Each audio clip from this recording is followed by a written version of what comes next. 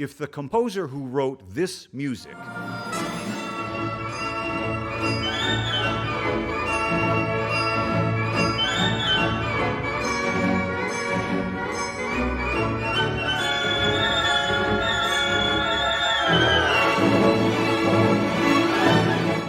also wrote this music,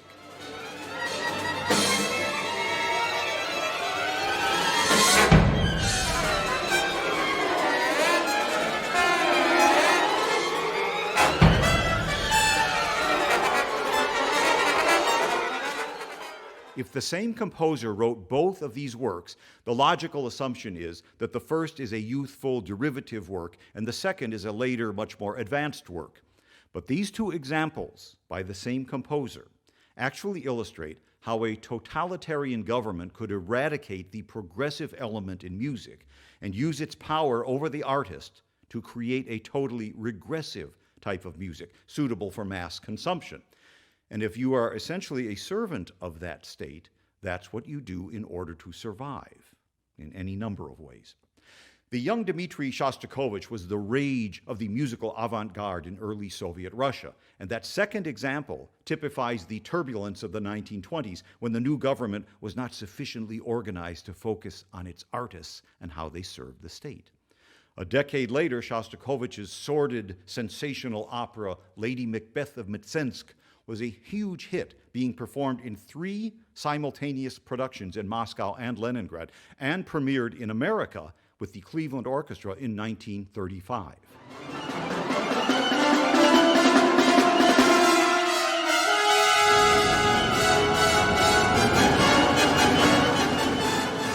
Until one night in January of 1936, when Joseph Stalin decided to stop in and see what all the excitement was about. Shostakovich's life changed radically 2 days later with an anonymous article in the official press that condemned the opera and warned, quote, things could end very badly for the composer. This was the beginning of Stalin's reign of terror in Russia, his purges in which anyone suspected of anti-government activity was subject to arrest and execution, even loyal officials and military leaders who had served the revolution with honor. And artists were not exempt. The legendary theater director Vsevolod Meyerhold refused to toe the party line until it was too late. In 1939, he was arrested and just disappeared. But in 1955, after Stalin's death, when the details of Meyerhold's demise were declassified, Shostakovich became physically ill and passed out when he heard them. So how did Shostakovich survive? Well, the most fascinating account that I've read about this high-stakes cat-and-mouse game that Stalin played with the composer is this book by Shostakovich scholar Solomon Volkov, who knew Shostakovich quite well. Shostakovich and Stalin, not surprisingly, it is a real page-turner.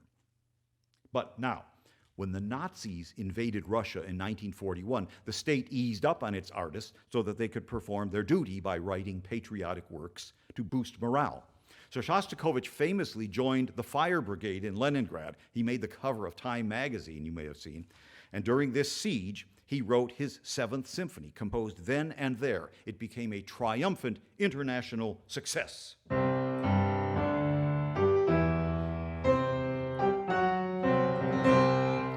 But Shostakovich still followed his own creative path. His 8th Symphony from 1943, when the government expected rousing, heroic works, was a massive, tragic meditation.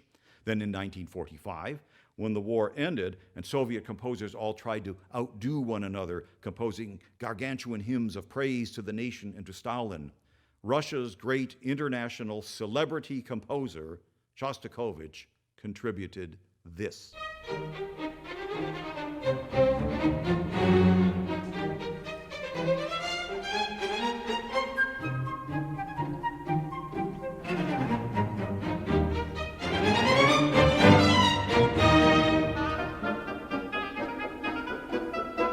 His much anticipated 9th Symphony, and this little joke was not appreciated.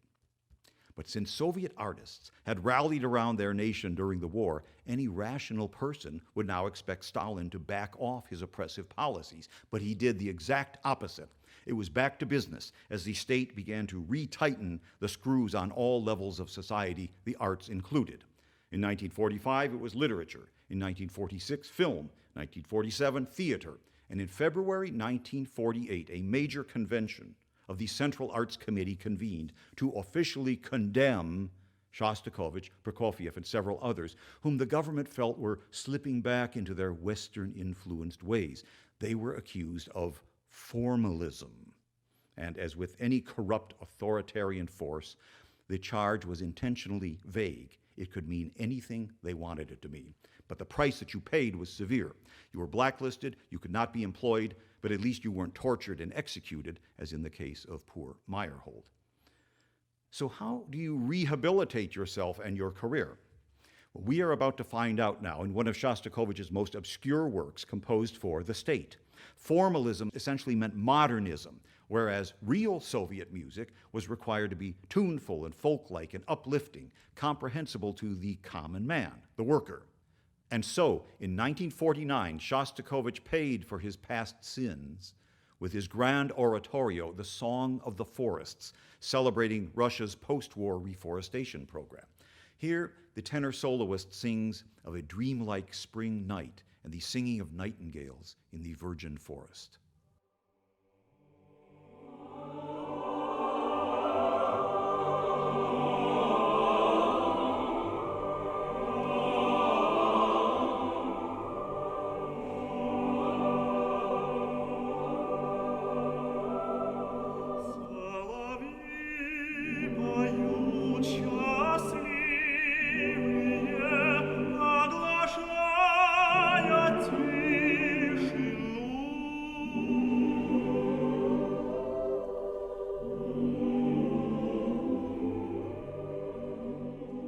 That is such gorgeous music. And the Song of the Forest won Shostakovich the coveted Stalin Prize, a great honor complete with a nice cash reward. But according to witnesses, after the premiere performance, Shostakovich returned to his hotel and wept. He later said that he had dashed this work off haphazardly, submitted it, and, quote, "To my amazement and horror, they shook my hand and paid me." But having heard a bit of the music, I would say that we have a very unusual conflict here. And the musical elites love to heap scorn on this music. So what are we to think as we listen to it? It was, after all, written to praise one of the most brutal mass murderers in history. So maybe we shouldn't listen to it. I don't know. But let's fast forward now 3 years to 1952, the 35th anniversary of the Bolshevik Revolution, and Shostakovich's new 14-minute cantata entitled "The Sun Shines Over Our Motherland." And again, here we encounter radiantly beautiful music.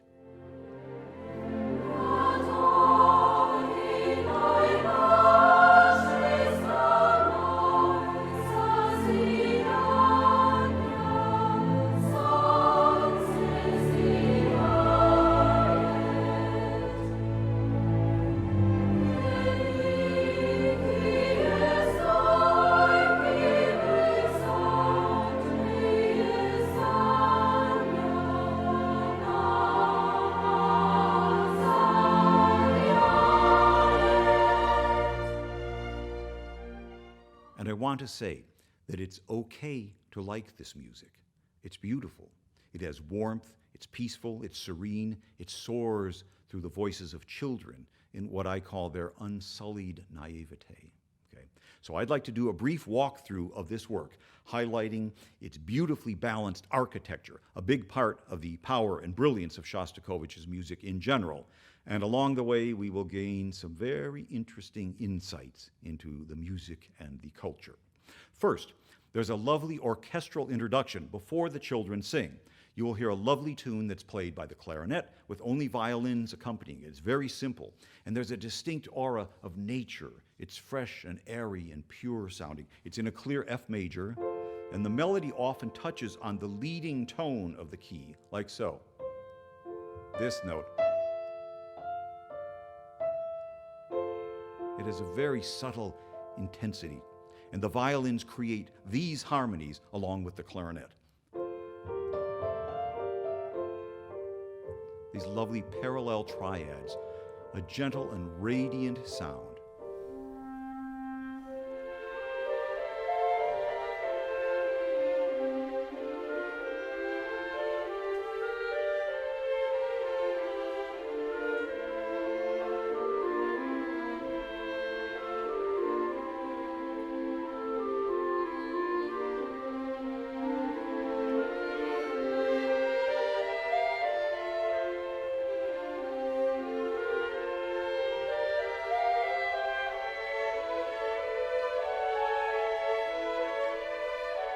And so the opening panel of this work is simple in its design. We have an orchestral introduction, the children's verse, then a rousing section sung by the adult chorus, and then a return to the children's verse. So we have orchestral intro and then a basic A-B-A structure. Children, adults, children. And since the music is so exquisite, we'll hear some more in just a minute, but I first want to point out a prominent motif that runs throughout this work. It's a simple rising scale. It's often in C major, and it rises from C to G, like so. Simple, right up the scale, but it's in this rhythm. This is something that we've heard often. Mahler, it's the same thing he used in the finale to the First Symphony. It's the same thing. But here, the harmonies are very warm and noble sounding. Still very traditional, very old world in its sound. So we will start now near the end of the children's first section, the A section, followed by the entrance of the adult chorus, the B section. And you will hear the rising motive in both sections. The kids sing, and their elders sing. Here it is.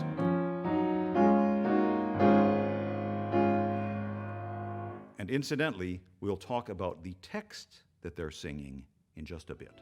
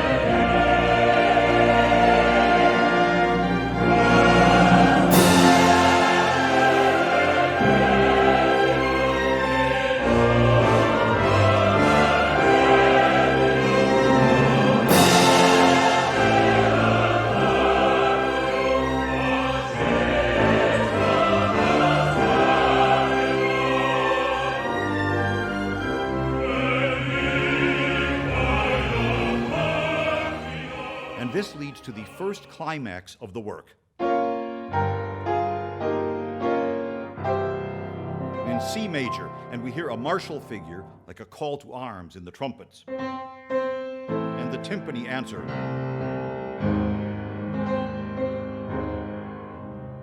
And as this dies away, the music hovers for just a moment in the minor key, and the children then reprise their opening music. This is the return of the A section, in what I believe is the most beautiful passage in this work, with the men's chorus humming in the background and the delicate violin obbligato recalling the opening theme. Here is this exquisite passage.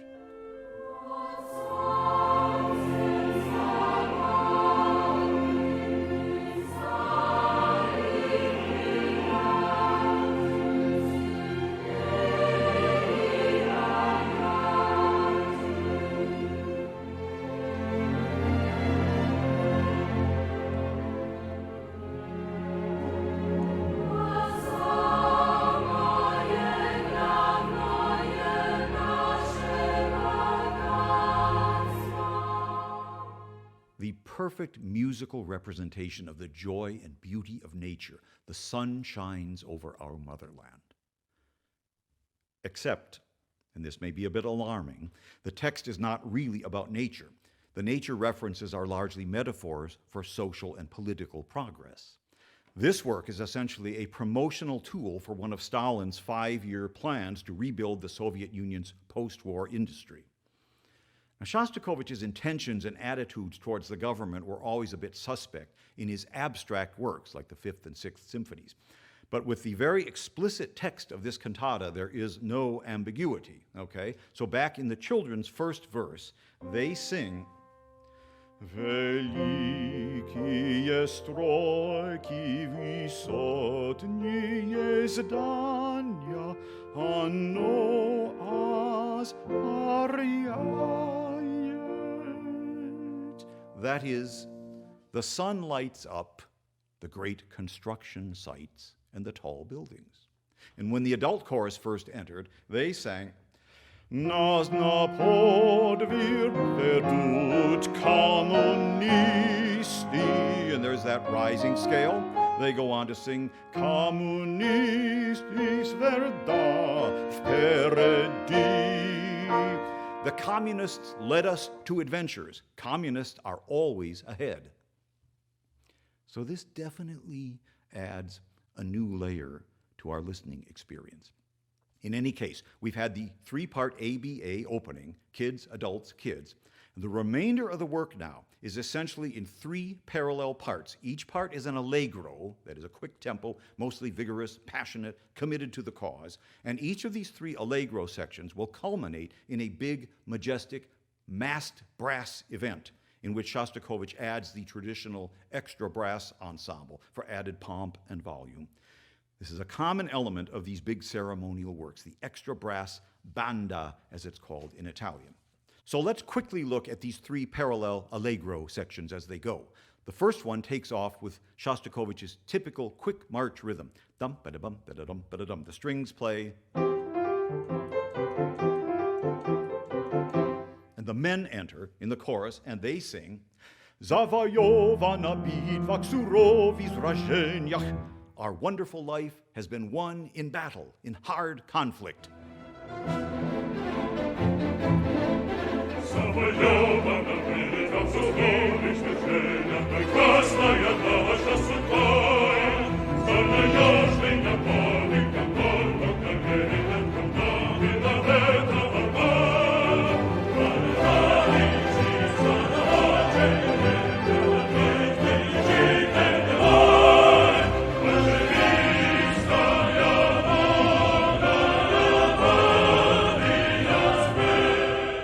Exciting battle music, and you heard that rugged triplet figure running in the cello and bass. The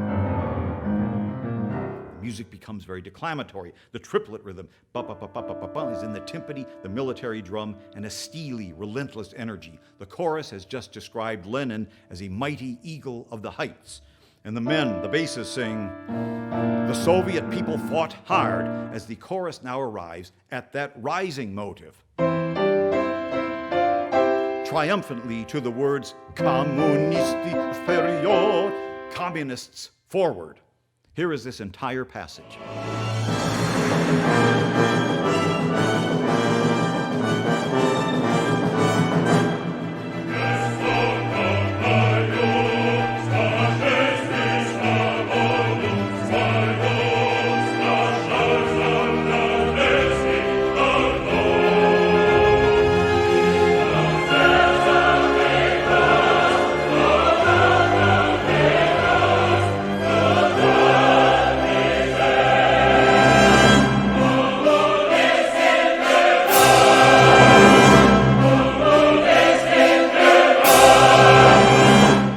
The second time we hear that scale motive, it cadences in A major. And now the theme from the very opening returns, formerly very serene in the clarinet. Now it's in D major and very passionate. The text, we are not afraid of military clouds. Shostakovich really pours it on here, this sense of struggle and of ascent to build happiness and peace forever. And in a stunning change to B-flat major, with festive ringing in the woodwinds, strings, and glockenspiel, we reach the first of those three massed brass passages, complete with the triumphant rising motive.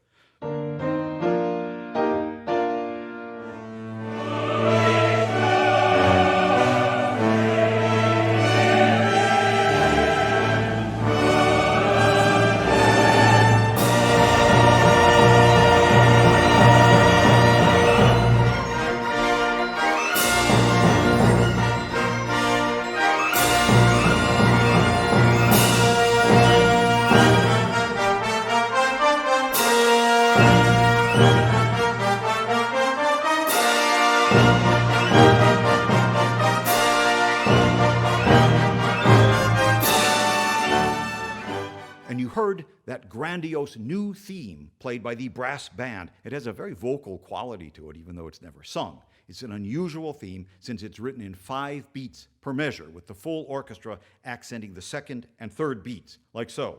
1, 2, 3, 4, 5, 1, 2. And it's all in octaves in the brass, as you heard. But then they break into full harmony. And at the culmination of this majestic orchestral interlude, we move directly into the second of the Allegro sections. It's very fresh and lively, with the return of the children's chorus.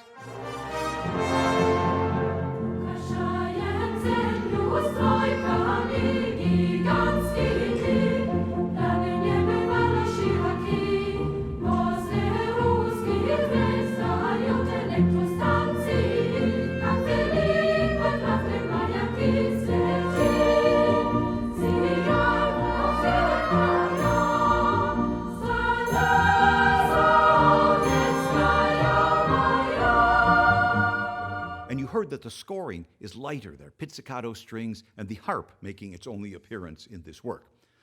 And I want to point out the similarity of much of the melodic material in this work. The children's melody that we just heard definitely sounds similar to this passage from the work's opening.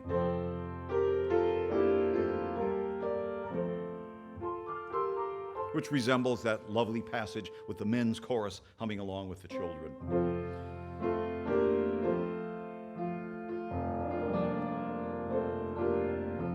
So gorgeous.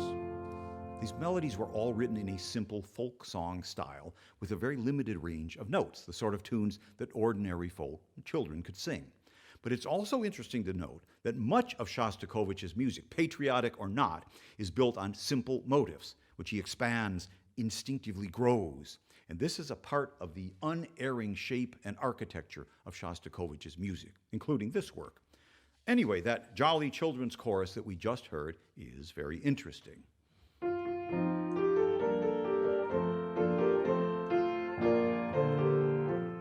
Because they are singing, Ukrakshajem zemlu istroykami gigantskimi. We decorate the country with gigantic construction sites. Who would have imagined this such innocent, carefree music? And then they go on to sing, Vozle Rusi Krekstaju Elektrostanci. Did they just sing Elektrostanci? They did, indeed. Along Russian rivers grow electric power stations. Okay? These cheerful kids singing about giant power stations. Elektrostanci. You gotta love it. Or do you? This is the conflict in listening to this delightful music, realizing that the totalitarian state demands that they, not the parents, educate the children according to Soviet ideology, which is what this music was doing by using a children's chorus to sing these passages. So as we listen, it can be difficult to process, really to reconcile the totality of the work, the beauty and appeal of the music combined with the text, unless, of course, you believe in the text. But a work like this cantata gives us an unapologetic look into the workings of the Soviet state and the role of its artists, a role which Shostakovich fought and resisted as much as he dared do Again, read Solomon Volkov's book. Anyway, this lively second allegro section ultimately leads to its own massed brass event, again in B-flat major.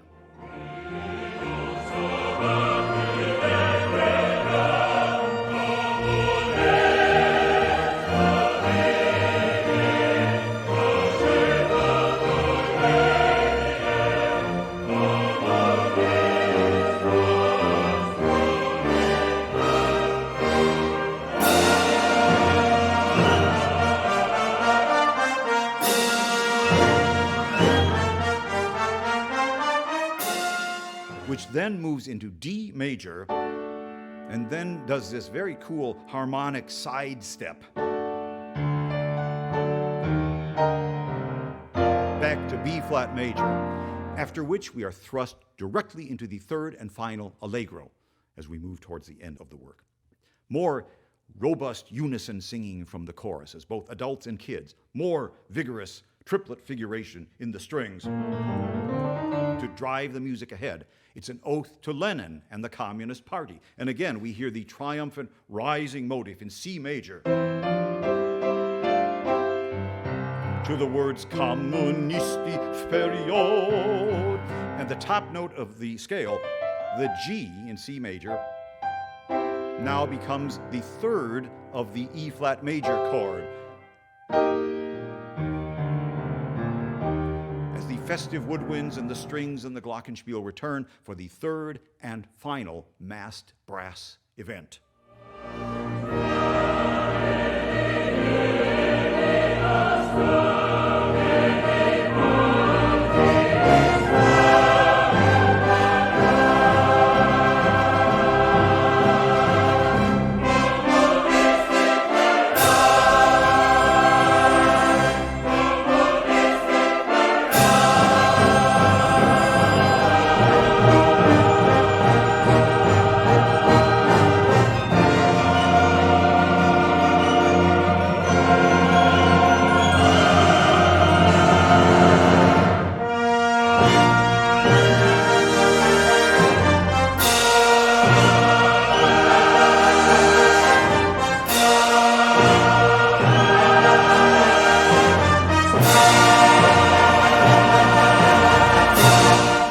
Timpani's standard tonic dominant figure and the cries of Slava, glory, from everyone on stage, the assembled masses. It is so thrilling. As music, you cannot deny the thrill of this music. Every Soviet composer churned out this type of music. They had to, or they would face financial ruin and possibly worse. The great Sergei Prokofiev, who after 20 years as a free artist in the West, voluntarily returned to the Soviet Union in 1936, the beginning of Stalin's reign of terror, and he lived to regret it.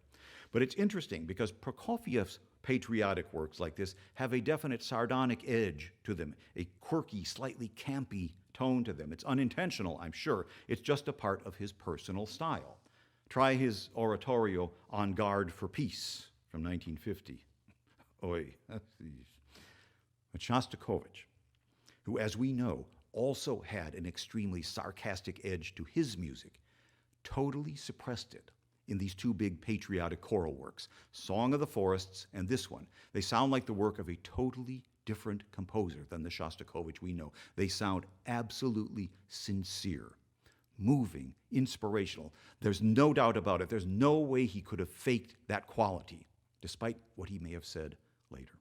So think about that as you listen to this entire work.